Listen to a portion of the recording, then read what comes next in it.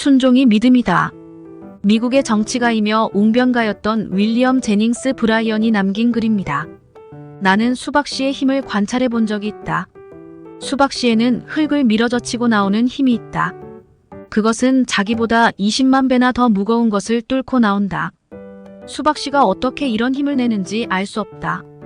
도저히 모방할 수 없는 색을 껍질 바깥으로 우러나오게 하고 그 안쪽에 하얀 껍질, 그 안쪽에 다시 검은 씨가 촘촘히 박힌 붉은 속을 어떻게 만들어낼 수 있는지 나는 알 수 없다.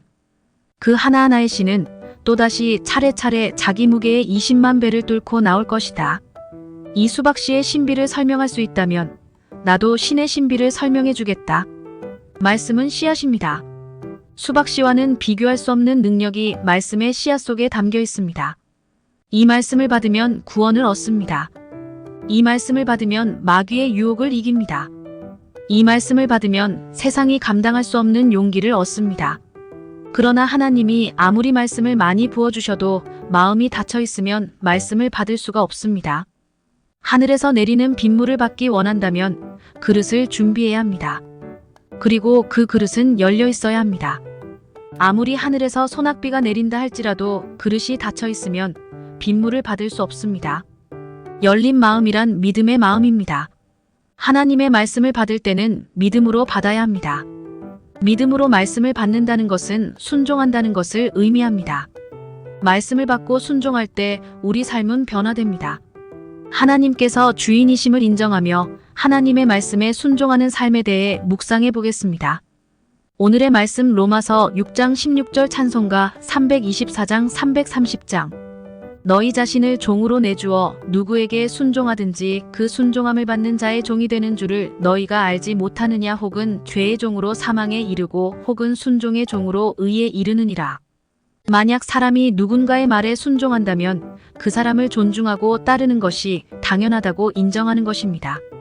그렇다면 그리스도인이 마땅히 경외해야 할 하나님의 말씀에 순종하는 것은 너무도 당연한 일일 것입니다. 순종은 하나님을 스스로의 주님으로 인정하는 행위입니다. 만약 그리스도인이 하나님을 주님이라고 고백하면서도 하나님의 말씀에 순종하지 않는다면 그를 그리스도인이라고 말하기 어려울 것입니다. 하나님의 말씀에 순종하는 사람만이 하나님의 백성인 것입니다. 하나님께 순종하는 것이 그리스도인이라는 것을 증명하는 행동입니다. 어떤 사람들은 하나님의 말씀을 지키지 못했을 뿐 악한 일을 행한 일이 없다며 항변할 수도 있습니다. 하지만 우리는 결국 하나님의 말씀에 순종하느냐, 그렇지 않느냐의 문제 앞에 설 수밖에 없습니다. 하나님의 말씀에 순종하기 위해 하나님께 나아가시기 바랍니다. 하나님은 우리가 순종하지 못할 것을 명령하지 않으십니다. 만약 하나님의 말씀에 쉽게 순종하기 어렵다면 하나님께 순종할 수 있는 믿음과 담대함을 달라고 간구하십시오. 그리고 하나님께 순종하십시오. 하나님께 순종하지 않으면 그것은 결국 죄의 종이 되어 죄에게 순종하는 자가 되고 말 것입니다. 하지만 하나님께서 순종하면 하나님께서 주시는 크고 놀라운 은혜와 복을 누리게 될 것입니다. 늘 기도하며 하나님께 온전히 순종하시길 바랍니다. 오늘의 기도. 주님, 하나님을 주님으로 고백하며 주님께서 우리에게 명하신 말씀에 온전히 순종할 수 있는 사람이 되게 하옵소서. 예수님의 이름으로 기도합니다.